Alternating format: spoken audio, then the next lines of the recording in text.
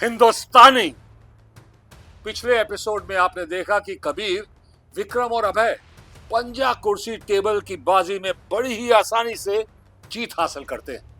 उन्हें वहां पता चलता है कि कोई एक डीलक्स बिल्डर उनकी बस्ती उजाड़ने की तैयारी में लगा हुआ है। इस बात को सुनते ही तीनों उस बिल्डर के साइट ऑफिस पहुंच जाते हैं। साइट ऑफिस में बिल्डर का दलाल, जो उसके हर जुर्म को बड़ी ही सफाई से अंजाम देता है, कुछ किराए के गुंडों को मेहनताना दे रहा होता है।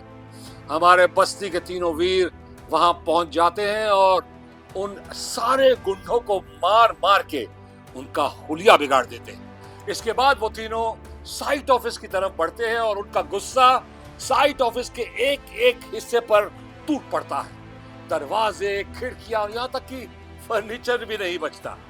साइट ऑफिस का हशर देख के एक दिल को खुश कर देने वाली बात याद आई है। उनका सपना था जीत का और हमने दिए जख्म, निस्तो नाबूद किए उनके इरादे, हिंदुस्तान की कसम।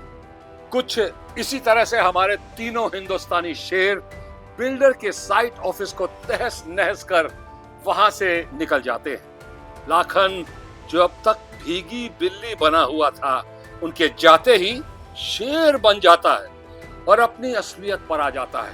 पुलिस से उन्हें डंडे पड़वाएगा और उनकी हड्डियों का सूरमा बनवाएगा, ये वादा करता है। पास्कल संग्राम सिंह के यहाँ पहुंचता है और उन्हें बताता है कि उनका बेटा पुलिस ट्रेनिंग के लिए चला तो गया, लेकिन अफसोस उसकी खुशी अभी तक परमानेंट नहीं हुई है, वो टेम्पररी है। जाते जाते हमारे हिंदुस्तानी फौजियों के लिए कुछ कहना चाहता हूं। जंग हो या अमन, हमारे फौजी हैं हमारी शान। हर कदम पे है तैयार, हर फौजी है हिंदुस्तान। और सुनाओ, तुम्हारा बेटा ट्रेनिंग को चला गया? चला गया साहब। तुम खुश हो ना? साहब एकदम खुश। लेकिन साहब हमको ऐसा लगा था कि हमारे यहाँ खुशी परमानेंट हो जाएगा, लेकिन वो टेम्पररी खुशी हो गया साहब। वो खुशी अबाउट टर्न किया साहब, वो हम वापस दुखी हो गया साहब। अब क्या हो गया पास्कल? साहब साहब एक मिनट हमारा साथ आता है, एक मिनट।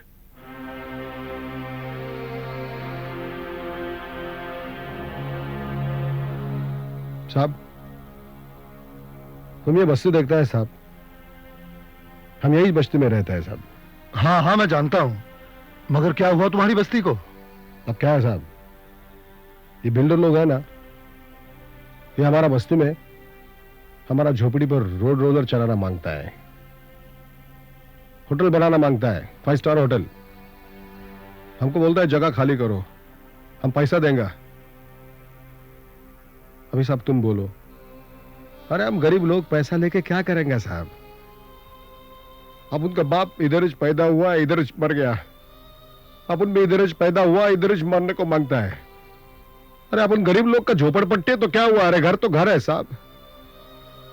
हमारा जान जाएगा लेकिन हम बस्ती नहीं छोड़ेगा साहब।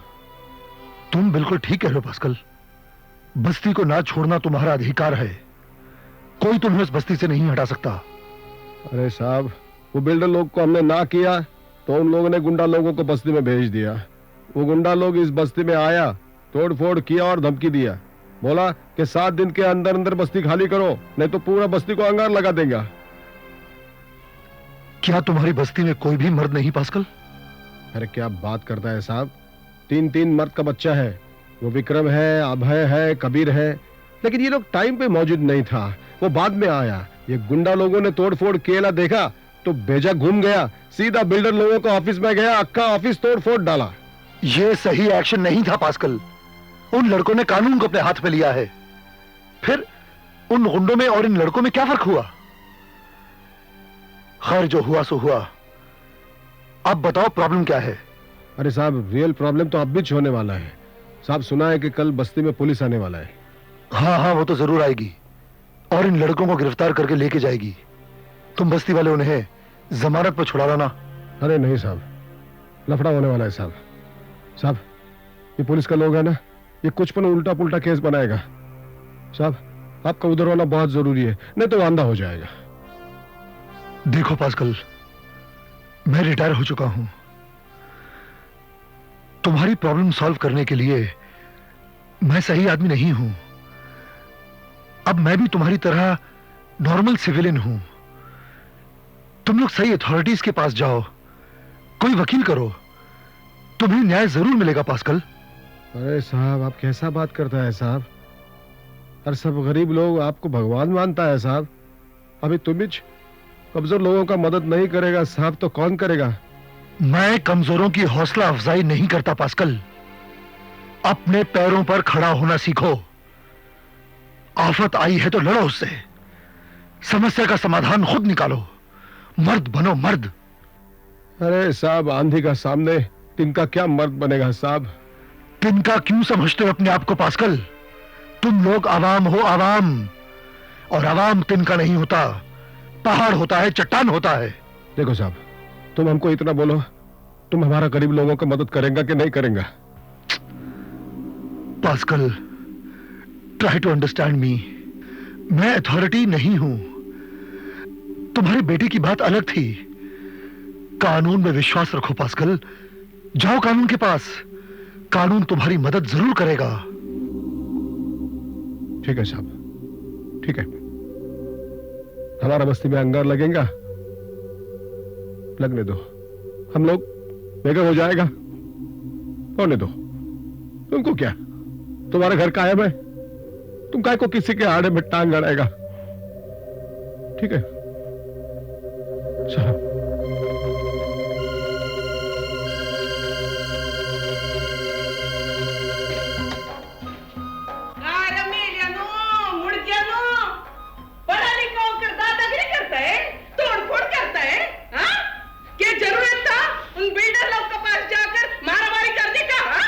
ए मौसी, तो क्या हम जुल्म के सामने अपना सर झुका दें? मौसी, गुंडे लोग हमारी बस्ती में आकर दादागिरी करें और तू कहती है हम चुप रहे? अरे माई, वो लोगन गरीब का मारते रहे, उनका सर छुपाने का आसरा तोड़ते रहे और हम का हाथ पर हाथ धरे बैठे रहे, देखते रहे का? तू ही चप उनको हिजड़ा बोलेगी, झाड़ू से मारेगी हमें। ना हमका खाने का देगी, ना यहाँ रहने का। हाँ सब लोगों का दर्द सिर्फ तुम्हारा ही अंदर क्यों है? बाकी बस्ती वाला मर गया है क्या?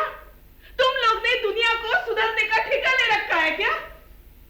अगर पुलिस तुम लोग को पकड़ कर ले जाती तो मैं क्या करती?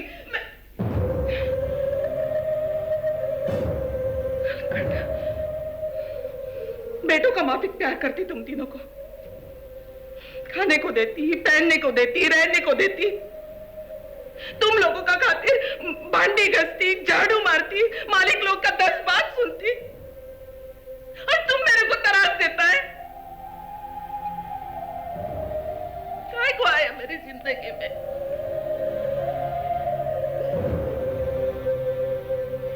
ऐसा मत बोल मौसी, ऐसा मत बोल।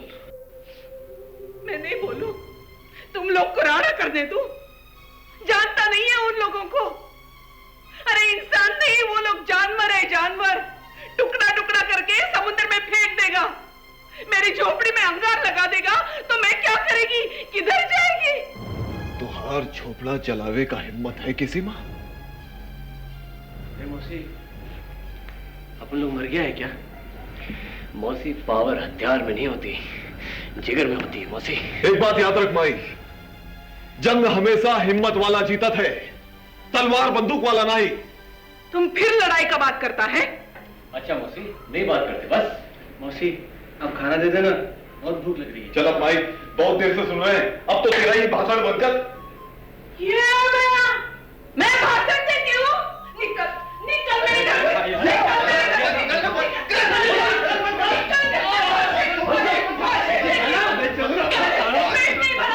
मैं भाषण देती हूँ, निकल जा। अरे अरे अरे माई माई माई, मगर हमका जोरदार भूख लगी है। थोपड़ा मत दिखाना, नालायक मेले। मगर मौसी, मर गई मौसी। भाषण दे रही है, और बोल। इब्का करे, बहुत भूख लगे है भैया। चल चल चल, और बोला 44 चल काम करते हैं। अरे मौसी जी, क्या हम सचमुच चले जाएं? अरे चलो यार, आज इसका पारा नहीं उतरने वाला। आज तो माई की गालियन सुनकर ही पेट भर गया भैया।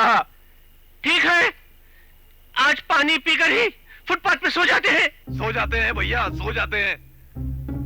हमार कोई सगा संबंधी ना है ना जिसे हमारे भूखे पेट पर तरस आए। भूख को थूक लगाओ और सो जाओ।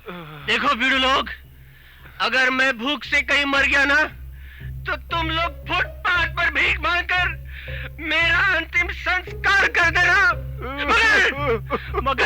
मगर मौसी को तंग मत करना और मेरी याद में एक संस्था खोल देना जहाँ छोटे छोटे बच्चों को खाना मिल सके। खाना। हाँ भैया, खोल देंगे। अरे ऐसी जिंदगी से तो मौत बेहतर है। हम जा रहे हैं भाई, हमारा रिश्ता टूट गया। हम जा रहे हैं मरने के लिए। जल समाधि लेके, हाँ जल समाधि लेके हम भाई जा रहे हैं।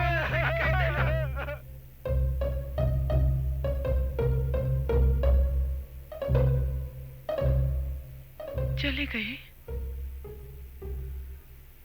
महीने का और चले गए। किसी ने डांट दिया तो चले जाने का। मैं भी कैसी मां हूं, भूखे पेट निकाल दिया। देवा रे देवा।